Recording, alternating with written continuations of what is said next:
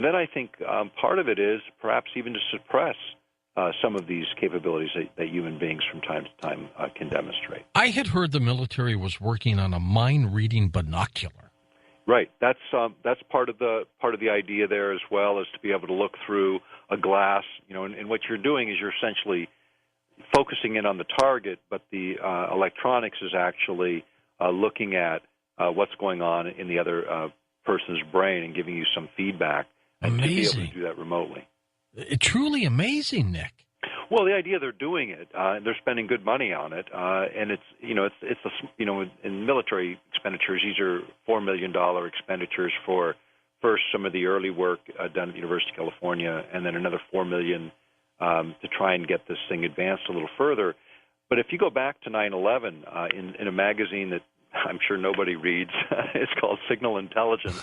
But nobody reads. Nobody reads.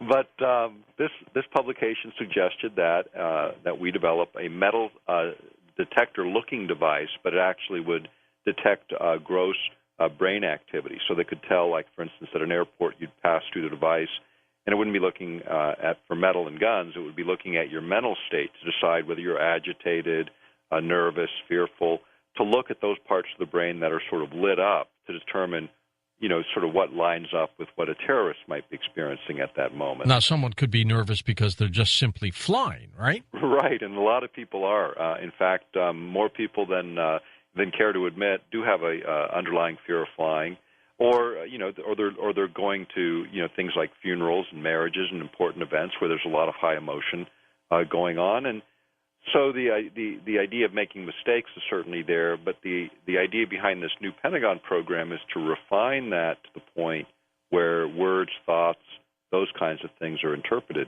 Now, the problem, if it doesn't become obvious really quickly, a lot of things are thought but not acted upon. I mean, all of us have thoughts that we don't act upon. In fact, most of our thinking we probably don't act upon in the course of a day. We just have fleeting thoughts, ideas, daydreams, what have you.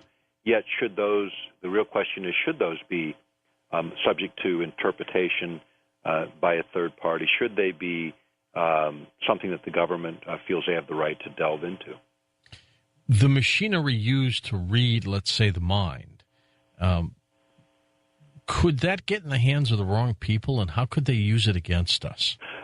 Certainly. In fact, you can only imagine in business exchanges where you're trying to negotiate something, if the other party had access to your data, literally, right out of your brain, a distinct advantage would be present there. The commercial applications, for a lot of different reasons, for marketing, for selling, for knowing what sort of turns a person off mentally, that kind of work, in fact, is already being done. I mean, where people are looking at brain activity in real time.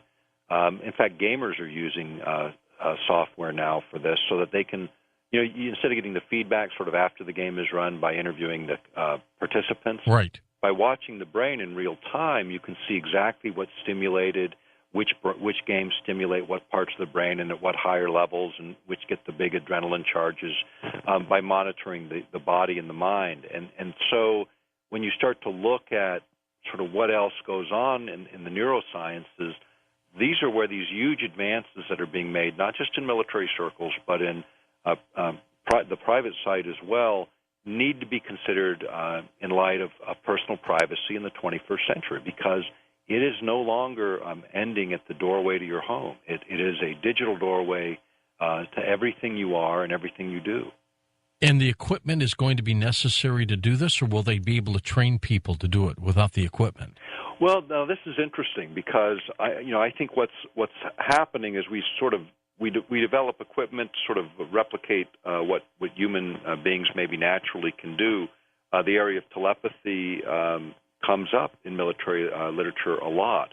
The idea of being able to train the mind to do this, I think, is possible once you have a clear understanding of how the mechanism works. And that's where the neurosciences and computer sciences, as they're advancing, are giving us the capability of perhaps doing exactly that. If they're using it to test for communication via telepathy, and if the military has it, they've got to then be using this for some other reason too, Nick. Maybe to try to assassinate someone via the brain, something like that? That's possible, I suppose. But more importantly, I think someone to be alive and being able to manipulate them on a subtle level where they don't perceive the manipulation could be even more useful. I mean, imagine a national leader who thought he was hearing the voice of God, as an example. And that's not so far-fetched because of technology. Some leaders do think they're hearing the voice. Right, some of them do. But the idea is that perhaps a private party or a governmental entity from another government could create that same illusion and maintain it in such a way as to make that national leader act in certain ways.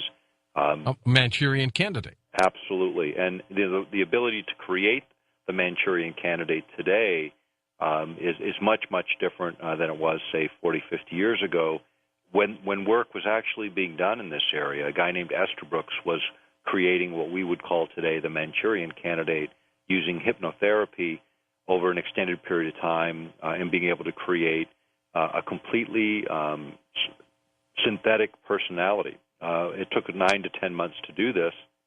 The idea was to create a super spy that could be sent in into an adversary's territory, could function for some period of time without detection, and if they were detected, they would have no memory of their former self unless they were given that hypnotic cue that brought them back. And Estabrooks, in his work in this area, and he was a profound researcher in the area, what he was able to do in this was, with about 20% of his test subjects, bring them into such a profound state of hypnosis that they could achieve that kind of real programming.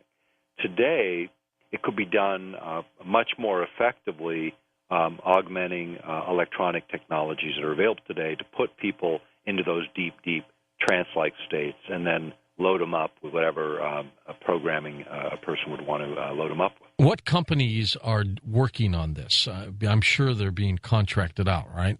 Well, most of this is probably contracted. I think all of your major organizations in military research, have probably been involved in some component of it, but most of this research is pretty compartmentalized. You'll see bits and pieces of it.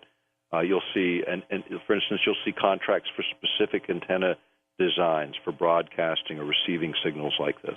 You'll see other contracts for neurological research to understand more about the brain and the modeling of the brain. Then you'll see research in development design of electronic substrates to replicate those kinds of signals.